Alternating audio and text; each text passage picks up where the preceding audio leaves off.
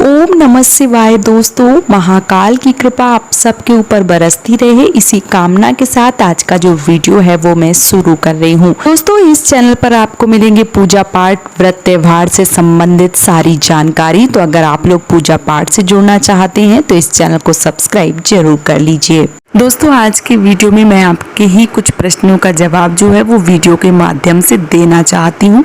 बहुत सारी बहनों के प्रश्न आ रहे हैं, कौन कौन से प्रश्न जो हैं वो पूछे गए हैं, चलिए मैं आप सबको बता देती हूँ और आप सबको जो जवाब है उसका वो भी दे देती हूँ। पहला जो प्रश्न है वो ये है कि गर्भवती माताओं को, जो भी गर्भवती महिलाएं हैं, उनको व्रत रखना चाहिए या नहीं रखना चाहिए। दूसरा जो प्रश्न है वो ये है कि शिवलिंग का पूजन गर्भवती माताएं कर सकती हैं या नहीं कर सकती हैं। तीसरा और आखिरी जो प्रश्न है वो ये है कि व्रत नहीं कर पा रही हैं ऐसी अवस्था में तो क्या व्रत जो है वो छोड़ सकती हैं। क्योंकि मेरे पास कल ही एक प्रश्न आया था किसी बहन का, उन्होंने लिखा था कि दीदी मेरा कल डिलीवरी डेट है, मतलब कल मेरा सिजेरियन ऑपरेशन से मतलब बच्चा जो है वो होगा और लगभग 6 दिन रह गए हैं व्रत करने का। तो ऐसे में जो व्रत है वो हम कैसे करें, किस प्रकार से करें, अगर ना कर पाए तो क्या व्रत छोड़ सकते हैं। तो मैंने सोचा चलिए सारी जानकारी जो है वो इस वीडियो में दे ही दी जाए, इसलिए मैं ये वीडियो जो है वो बना रही हूँ। तो चलिए आपके एक एक प्रश्नों का जवाब जो है वो दे देती हूँ। पहला जो प्रश्न है वो ये है कि गर्भवती जो भी माताएं हैं उनको व्रत रखनी चाहिए या नहीं रखनी चाहिए। तो देखिए, अगर आप पहली बार इस व्रत को शुरू कर रही हैं तो आप गर्भावस्था में ना उठाएं, उठाने में कोई हर्ज नहीं है। देखिए, आप ऐसा भी नहीं कह सकते कि नहीं, कहीं पे ऐसा वर्णन किया गया है कि आप व्रत ना उठाएं गर्भावस्था में, तो ऐसा बिल्कुल भी नहीं है। गर्भावस्था में आप जितनी पूजा करती हैं, आपके बच्चे के लिए, जो भी आपका पुत्र है या पुत्री रत्न जो भी आपके पेट में पल रहे हैं, जब आप पूजा पाठ ज़्यादा करते हैं तो उसका जो असर है वो होने वाले बच्चे के ऊपर होता है, देखा जाता है। क्योंकि जो आपने देखा होगा अभिमन्यु थे, उन्होंने चक्रव्यूह की जो भेदना है, जो रचना है, वो पेट के अंदर ही सीख लिया था। इसलिए जो भी आप पूजा पाठ करते हैं वो आपके बच्चे के ऊपर बिल्कुल असर करता है। इसलिए आपको पूजा पाठ करने में कोई मनाही नहीं होता है, कोई हर्ज नहीं होता है, लेकिन बच्चे को कोई दिक्कत ना हो इसलिए ऐसी अवस्था में व्रत करना मना किया जाता है।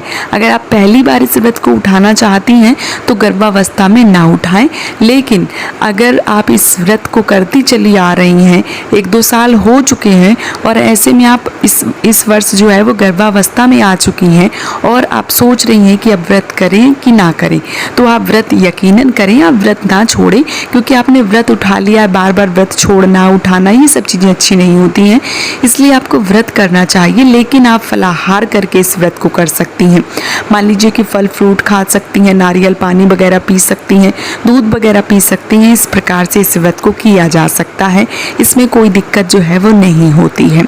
और एक बहन का ये भी प्रश्न आया था कि दीदी इस वर्ष अगर हम खा लेंगे तो अगली बार निराजली कर सकते हैं। तो बिल्कुल कर सकते हैं। इस साल आपके पेट में बच्चा है, उस बच्चे के लिए आप खा रहे हैं, तो इसलिए माता पार्वती से, भगवान भोलेनाथ से प्रार्थना कीजिए कि प्रभु मेरे साथ साथ एक नन्ही जान और है और मैं अपने लिए नहीं बस उस नन्ही सी जान के लिए ये सब कर रही हूँ, तो आप मुझे माफ़ कीजिएगा और अगली साल मैं पूरी विधिवत तरीके से निराजली होकर आपका व्रत जो है वो करूँगी। इस प्रकार से आप जो व्रत है वो कर सकती हैं। दूसरा जो प्रश्न है वो ये है कि गर्भवती जो भी माताएं बहनें हैं उनको शिवलिंग का पूजन करना चाहिए कि नहीं करना चाहिए। तो बिल्कुल करना चाहिए, बिल्कुल कहीं भी ऐसा नहीं लिखा है कि आपको शिवलिंग की पूजा नहीं करनी चाहिए। आप बिल्कुल शिवलिंग की पूजा कर सकती हैं, कोई दिक्कत कोई परेशानी जो है वो नहीं होती है। आप पूरी विधि विधान से जो पूजा है वो करिए। बहुत सारे लोगों को आधी अधूरी जानकारी होती है, फिर मना कर देते हैं कि गर्भावस्था में शिवलिंग को टच नहीं करना चाहिए। तो ऐसा कहीं भी वर्णन नहीं किया गया है, बल्कि शिव पुराण में वर्णन किया गया है कि आप जो भी गर्भवती स्त्रियां हैं वो शिवलिंग की पूजा करती हैं तो महादेव की कृपा उनके ऊपर रहती है। इसलिए आप गर्भावस्था में शिवलिंग की पूजा कर सकती हैं। कब नहीं कर सकती हैं वो भी मैं आज आपको बता दे रही हूँ। देखिए, घर पे अगर आपने शिवलिंग रखे हैं या पार्थिव शिवलिंग बना रहे हैं या तस्वीर की, फोटो की पूजा कर रहे हैं तो पूरी विधि विधान से आप पूजा कर सकते सकती हैं, पूरे मतलब हमेशा कर सकती हैं, कोई दिक्कत जो है वो नहीं है। लेकिन अगर आप मंदिर में शिवलिंग की पूजा करने जाती हैं तो आपको 6 महीने तक पूजा जो है वो बिल्कुल करना चाहिए, शिवलिंग को टच करके करना चाहिए। आप शिवलिंग को छू के कर सकती हैं, पूरी विधिवत तरीके से कर सकती हैं। लेकिन जब 7वां महीना लग जाता है, फिर 7, 8 और 9 इन 3 महीनों में शिवलिंग को टच ना करें। क्यों ना करें? क्योंकि बहुत सारे बच्चे होते हैं जो 7वें महीने में जन्म ले लेते हैं, 8वें महीने में जन्म ले लेते हैं, 9वें महीने में जन्म ले लेते हैं। ऐसे में जो घर की देहरी है वो नहीं नागनी चाहिए और घर के बाहर पूजा करने नहीं जाना चाहिए, क्योंकि पता नहीं कब जो बच्चा है वो बाहर आ जाए, कब आपको दिक्कत हो जाए, कब परेशानी हो जाए। क्योंकि कुछ मान लीजिए, मैं अपने मुख से नहीं बोलना चाहती हूँ, बस आपको इशारा कर रही हूँ कि कई बार बहुत सारी चीज़ें जो हैं वो हो जाती हैं बच्चे के आने से पहले, समय से ही पूर्व जब बच्चे आते हैं तो बहुत बार ऐसे काम हो जाते हैं जो मान लीजिए कि मंदिर में अगर हम पूजा करने गए हैं और उस समय कुछ कार्य ऐसे हो गए कि जो पूजा है वो हम कर रहे हैं तो पूजा में विघ्न आ गए, पूजा में दिक्कत हो गई। जैसे मान लीजिए कि आप मंदिर पहुंच गई, आप वहाँ मान लीजिए आपको जो दिक्कत है वो बढ़ गई है और बच्चा जो है वो आने वाला है, तो फिर वो चीज़ें ठीक नहीं रहती है ना। इसलिए 7वें महीने के जैसे ही 7वां महीना लग जाता है, घर पे ही आप पूरी विधि विधान से पूजा करें। आप देरी अपनी ना आगे मंदिर जो है वो ना जाएं, घर पे ही बैठ के शिवलिंग को टच करके शिवलिंग की पूरी विधिवत तरीके से पूजा जो है वो कर सकती हैं। लेकिन 7वें महीने में आप 8वें, 7वें और 9वें महीने में मंदिर ना जाएं, ऐसा मेरा मानना है। और मैंने कई सारे मान लीजिए जो गुरु हैं, जो ब्राह्मण हैं, मैंने उनसे कई बार ऐसा सुना है कि 7, 8 और 9 इन 3 महीने जो मंदिर है, मंदिर का जो चौखट है वो हमें नहीं नागनी चाहिए, घर पे ही पूरी विधि विधान से पूजा जो है वो करना चाहिए। तो ये चीज़ें जो है वो आपको याद रखना चाहिए। बाकी आप शिवलिंग को टच कर सकते हैं, कोई हर्ज नहीं है, पूरी विधि विधान से पूजा कर सकते हैं, उसमें भी कोई दिक्कत जो है वो नहीं है। घर पे अगर आप पूजा कर रही हैं, इस साल आपने व्रत रखा है, घर पे पूजा कर रही हैं, तो आप जो भी पूजा करना चाहती हैं पार्थिव शिवलिंग की या घर पे तस्वीर फोटो की, तो पूरी विधि विधान से 7वां, 8वां, 9वां कितना भी महीना चल रहा हो, घर पे आप पूजा कर सकती हैं, उसमें कोई दिक्कत जो है वो नहीं होती है। मंदिर में ये चीज़ें जो है वो मनाई हैं, क्योंकि कोई प्रॉब्लम ना हो जाए, कोई दिक्कत ना हो जाए मंदिर में। घर के बाहर देहरी नांग के, मंदिर के जो देहरी है वो नांग के, और आप पूजा कर रही हैं। ऐसे में आपको मान लीजिए कि जो डिलीवरी पेन है वो शुरू हो गया या कोई दिक्कत हो गई, कोई परेशानी हो गई, इसलिए शिवलिंग की पूजा करना आखिरी महीनों में मंदिर में जाके मना किया गया है। तो ये चीज़ें जो है वो इसीलिए बताई गई हैं।